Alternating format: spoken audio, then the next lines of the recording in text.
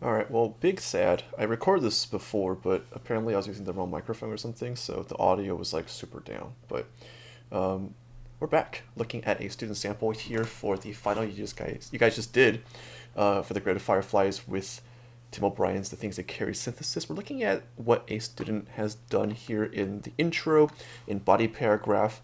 We have the entire essay as reference, but I wanted to show my thought process in regards to this essay here as to why I scored those full points later in the categories and all that, and why it's good writing as a whole as well. Throughout the semester, for second semester that is, I wanted to make sure that we get the chance to look at samples from your peers. So time and time again, I'm going to go through different levels of writing from what you've submitted, just to get an idea of like what people are doing well, but at the same time, for those who are still kind of like developing and learning, my feedback for that general category and so forth, right? But without further ado, let's look at what the student did here. I want to read it verbatim, which means word for word from top to bottom, and just get an idea of like what succeeds and all that there. So in the very beginning, this entire essay begins with, wars are so common throughout human history, one might think it is instinctual or even necessary to the existence of humanity to fight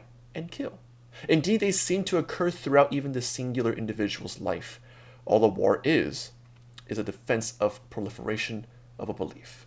Whether it be about religion, politics, or morals, people clash. So long as humans, each unique in their own views and ideologies, exist, so will fighting, whether it be on a scale of two people or millions, whether it be through words or blood.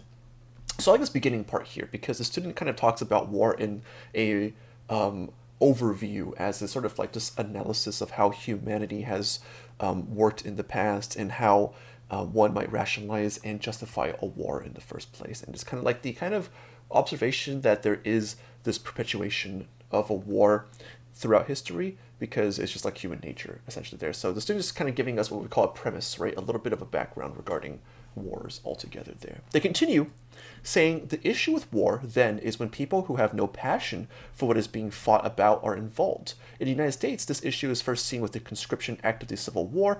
Men were drafted into the war except for the rich who could get out by paying a fee. This led to the New York draft riots as the poor who were forced into the war did not want to go.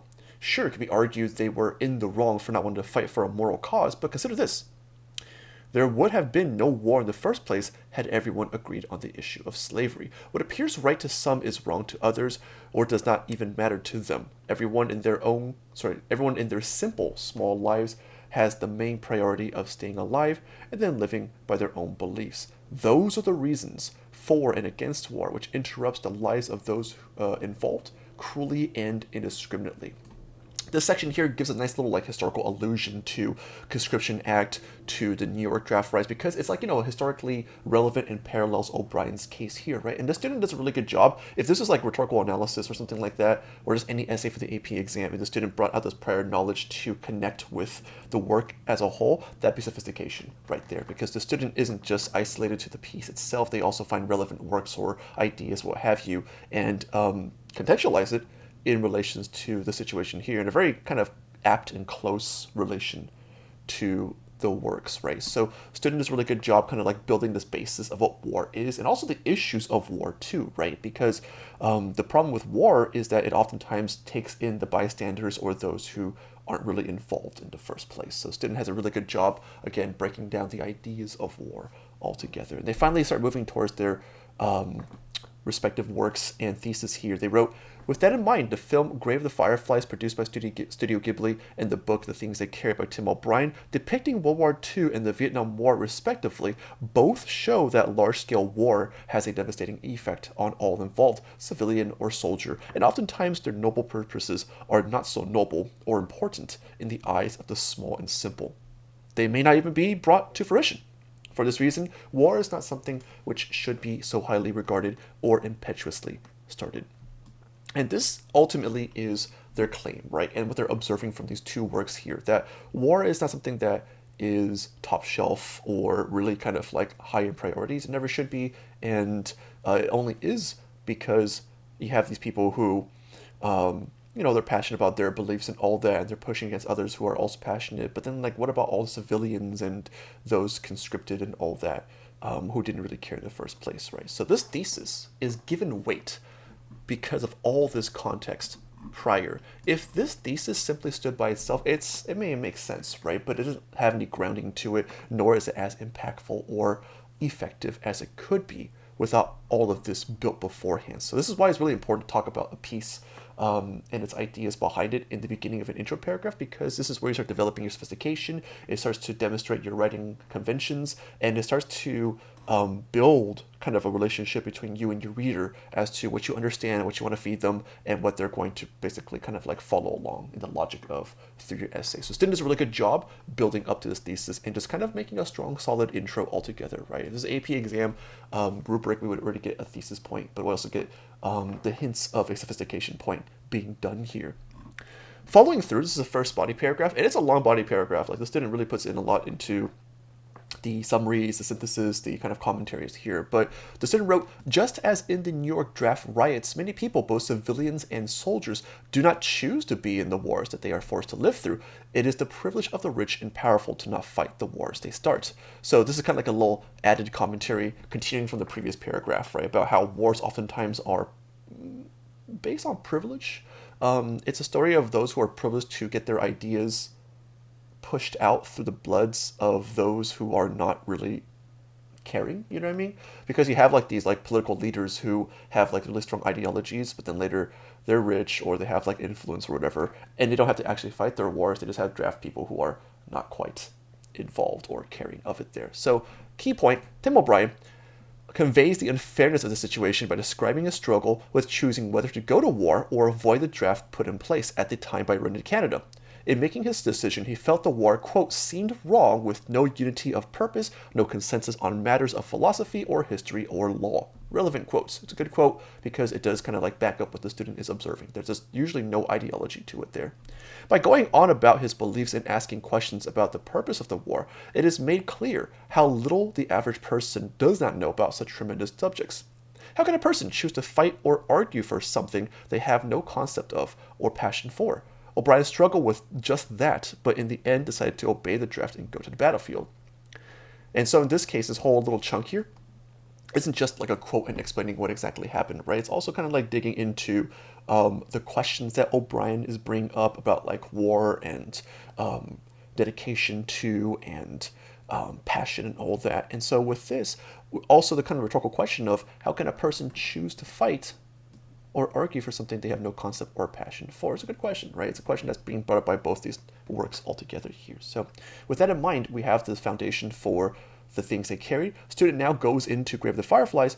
In Grave of the Fireflies, the same issue is implicitly brought up by not mentioning it at all. Throughout the film, the purpose of the war is never discussed, and the word war itself is used sparingly, which is true. I like that observation the student makes here, because if you think about the movie as a whole, I think the aunt brings it up once or twice. I think some of the Japanese citizens will say like the Americans, and at the very end they mention like the war and how they lost, but that's it, right? Most of it's not actually about the war per se. It's more about the day-to-day stuff that's happening with civilians here. So I like this kind of observation. It's very nuanced by this author here. Student goes on to say the main character, a young boy named Seita, does not even know what is going on in the war until he finds out it is over near the end of the film. Through this, it is clear the war itself did not matter to the civilians, but the consequences of it. As the few times it is mentioned, it is in relation to food shortages caused by war rationing, or, in Seita's case, the desire to know if his father survived. Despite this lack of understanding, though, both O'Brien and Seita experience pressure to support their respective battles. Nice transition. So this transition does a really good job combining these two works together, and now moves on to a different point, or a point that the author wants to focus more on, and that is the pressure, the shame, the sort of like society versus individual type focused here, right? So really good transition here. And student goes on to say, a decisive factor in O'Brien's choice to go fight was the thought of being shamed by society for being a coward. Seita's aunt shamed him and his sister for being selfish and wanting more food when they weren't helping the war effort, and telling Seita to become a soldier. Both emphasize how people do not choose war, which is again because they really truly understand and believe in his cause. That is why O'Brien, even though he did technically choose the war when he could have very well have run away, called himself a coward because he went to the war. Cowardice here is not determined by being able to kill or not, but whether the killing is truly done out of one's own volition. Nice vocab, but it's true. The student's observing how shame in this case is really measured by like a person's beliefs or lack of and how they respond to their society and all that. So it's a really smart move they did here in combining these two pieces. Large-scale war is made for those in power by those in power and becomes a problem of masses when it, quote, spills out across the floor of the United States Senate into the streets. Now, the student does a really good job, too, of bringing in quotes and just interspersing them throughout to back themselves up, right? So I really like the effect that they're doing here and thinking about like how they can choose these key quotes to support exactly what they're saying and the ideas they're putting out here. Rather than just like, I mean, traditionally we would just do like quote, explanation and all that, but then later the student goes further into saying like, you know, the bigger ideas. And then they're supporting that with their quotes. They finally end here with, throughout both stories, whether implicitly said or not, it should be kept in mind that none of the characters really had a choice in whether they must fight or die or suffer. That fact makes them much more sympathetic to the reader and creates anger towards those who put them in that situation, which is the point. War's consequences are forced onto unwilling, unknowing victims, so I have them.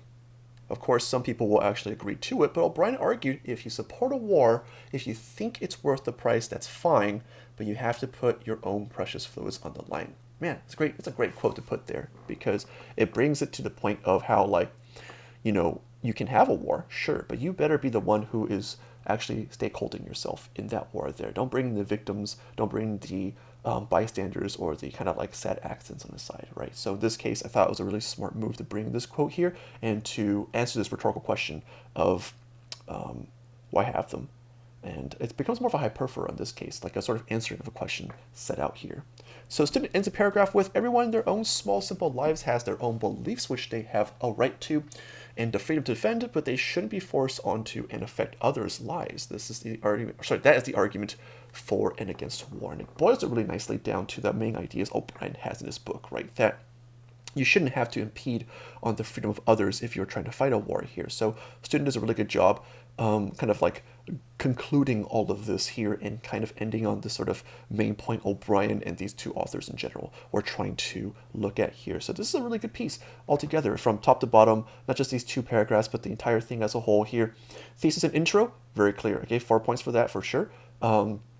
The organization of this is done well because not only does the student have like a clear idea per body paragraph, they also have a nice mixing of these two works together when needed and when relevant, right?